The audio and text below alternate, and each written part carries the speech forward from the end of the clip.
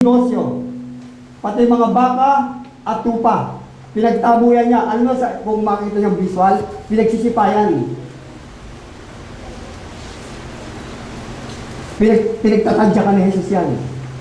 At meron pang lubi, di ba? Pinagagupit yan. Ang sabi diyan, isinabog niya ang salapi ng mga namamalit. Sinabog ng Panginoon. Ibig sabihin, galit ang Panginoon. At pinagtataob ang kanilang mga hapag. Tinaob ng Panginoon. Kung bakit ano, para si Fernando ng MMDA. Di ba? Sinabi niya sa nagbibili ng kalapati, alisin niyo rito ang mga yan! Exclamation point. Alisin niyo!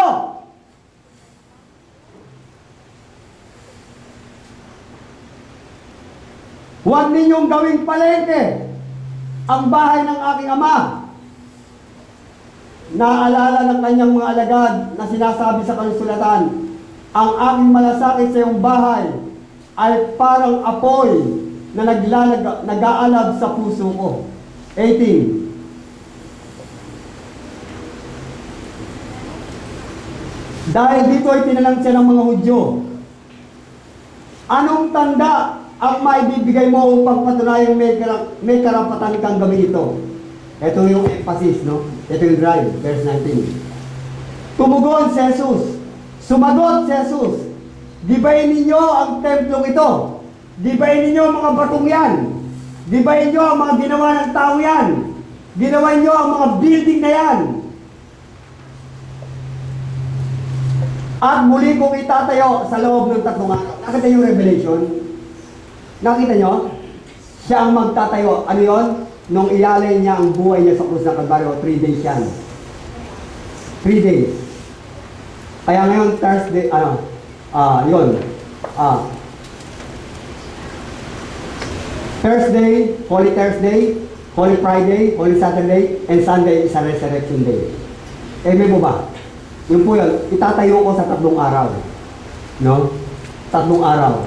Yun po yung great love and great sacrifice of our Lord Jesus Christ for you and for me, for all humanity, that He gave His life dying on the cross. Amen? Amen po ba? Yung po ang nagtayo ay si Jesus. Amen? Yung po yung revelation. I will build my church, not that building, not that structure, not that made by man, but I will build my church in 3 days. Amen. Amen po ba? Sinabi ng mga Hudyo, yung mga Hudyo hindi sila makaunawa. No? Hindi nila maintindihan. Sabi nito, nagmapuri pa, nagmayabang. 46 na taon na ginawa ang templong ito at itatayo mo lamang sa loob ng 3 araw. Ito ang sagot, ngunit ang templong tinutukoy ni Jesus ay ang kanyang katawan. Amen po ba? His body that offered on the cross of Calvary 2,000 years ago. Amen po ba? 2,000 taon ang nakakaraan. Kaya maliwanag po dyan, si Jesus ang tunay na nagtayo, ang tunay na founder, ang tunay na gumawa ng tunay na iglesia. Wala na iba pang tao o sekta o denominasyon. Amen po ba? Amen. Hallelujah. Okay? Sabi nito, the true church is the people. Ang tunay na iglesia, the true church are the people, ay ang mga tao.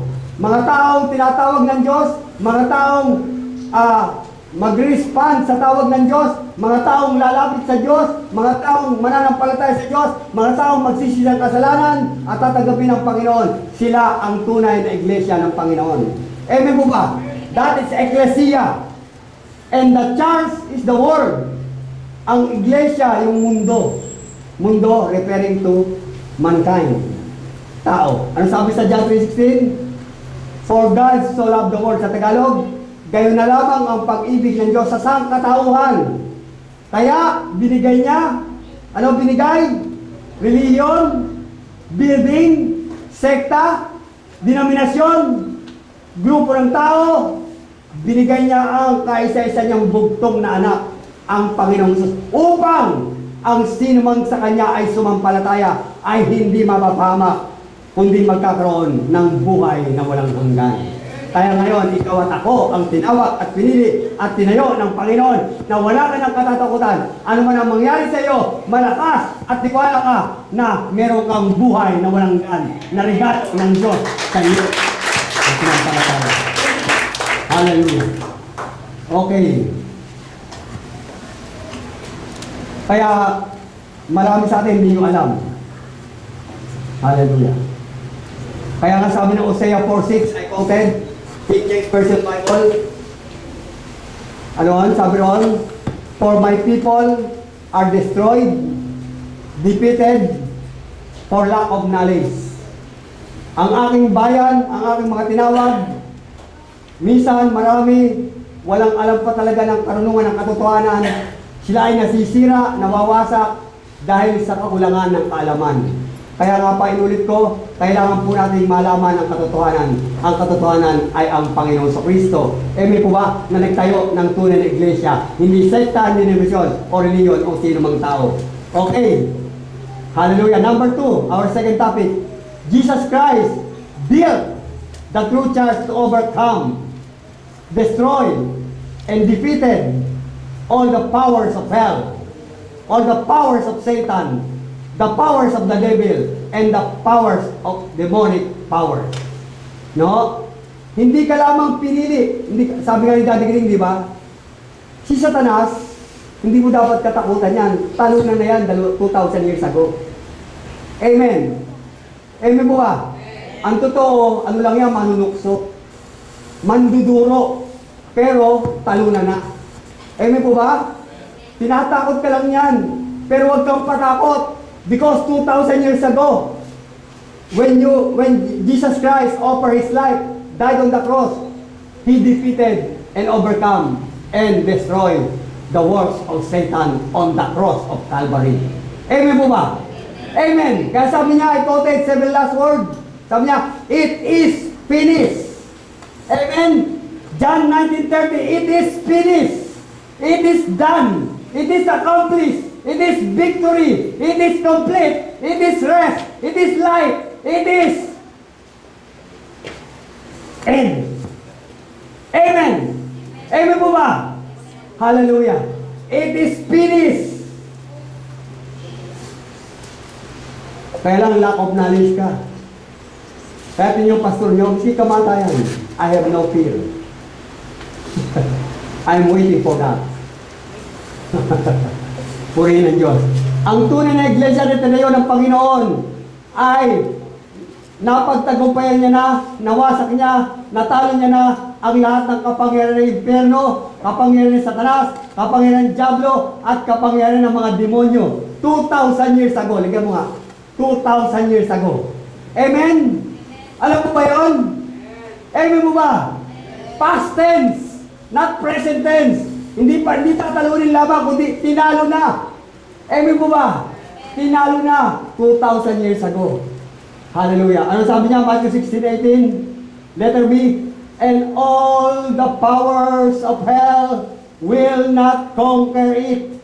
At lahat ng kapangyarihan ng impyerno ay hindi makapagtatagumpay. Amen. Lahat ng kapangyarihan ni Satanas, lahat ng kapangyarihan ng Diablo, lahat ng kapangyarihan ng mga demonyo na kanyang kampon, ay hindi sila makapagtatagumpay. Amen! Hallelujah! Purihin ang Panginoon. Alam nyo, kung alam nyo lang to, lagi kang nakangiti. Lagi kang masaya. No matter what. With trials, without trials, in sickness of health, with blessing, without blessing, any circumstances, you are always happy and you are always rejoicing. Amen? Lagi kang maligaya at lagi kang pakadala. Kasama natin ang Diyos. Di ako mangangamba. Di ako mababalisa. Di ako matatakot. Dumaan man ako sa apoy, sa tsunami, sa bagyo, sa lindol, sa resesyon. Di ako matatakot. Ako ang mananakot. Kasama natin ang Diyos. Kasama mo ba Diyos? tingnan mo kung sino kasama niyan. Tingnan mo mabuti kung kasama niyan. Pagka nakasimangot ka, iba kasama mo. Pagka nakangiti ka, kasama mo ang Diyos. Tingnan ko mukha mo. Pag nakasimangot ka, iba kasama mo. Pag nakangiti ka, kasama mo talaga ang Diyos. Palakpakan mo ang Panginoon. Hallelujah. Sa Tagalog, hindi makapapanaig. Paraphrase, hindi makapagtatagumpay sa Kanya kahit ang kapangyarihan ng kamatayan. Medyo malalim na to. Siguro lalim natin. Sino ang takot mamatay dito? Pag takot ka pa, hindi ka patunay na iglesia. Hindi ka tunay na tinubos. Hindi ka na tunay pinili. Pag may takot ka, you are not sure of your salvation and of your relationship to the founder and the builder of the true church, Jesus Christ. Sino tatakot dito? Miski matakot ka, mamamatay ka rin eh. Huwag ka lang matakot sa mga katabo. Huwag ka lang matakot. Dapat maging handa ka.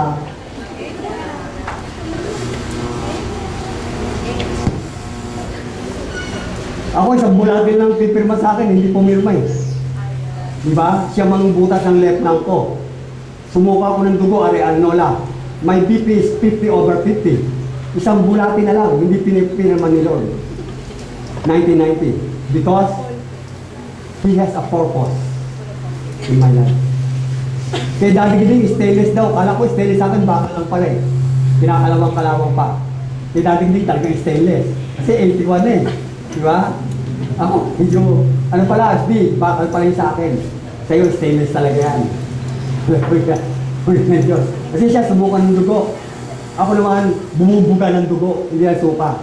Bumubuga ko, Ari Arnola. Totoo po yan. I'm not lying. At natakot kong nurse na nag-BP sa akin, 50/50. 1990 yan. Almost 22 years ago. Ang age ko noon, 35 years old. Nulaan niya.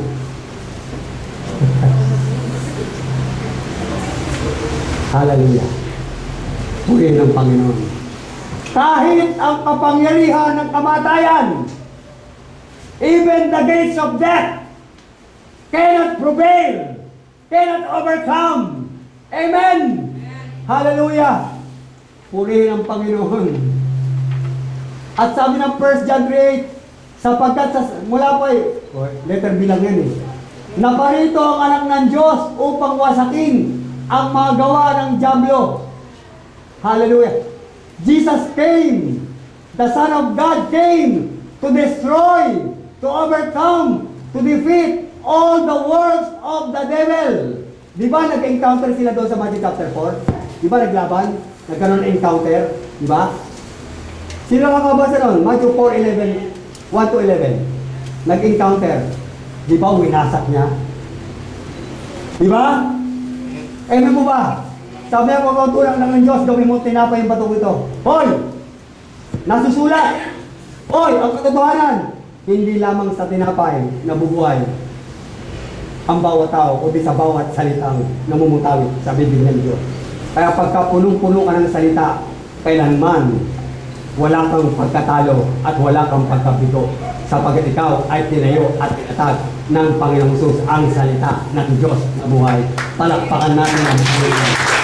Hallelujah. Purihin ang Panginoon. Yung po yun. Sabi ron, yung pong it is finished. Inulit ko again, I quoted, it is finished, sabi niya. Di ba? Sabi niya doon sa krus ng Kalbaryo, 7 last word, it is finished. Death is finished. Sin is finished. Poverty is finished. Trouble is finished. Frustration is finished. Sicknesses and diseases are finished. Recession is finished. Amen mo ba? Amen! Wala na yan. Natapos na. Hallelujah. Purihin ang Panginoon. Okay? At ibibigay ko sa inyo yung mga paraphrase ng death or hell. Next. Okay? Paraphrase. Sabi ito, even the gates of sin cannot overcome. Even the gates of sin cannot prevail. Pagka talagang tinawag ka ng Panginoon, tinanggap mo ang Panginoong Hesus, regalo ng Diyos sa iyong puso, nagsisi ka ng kasalanan,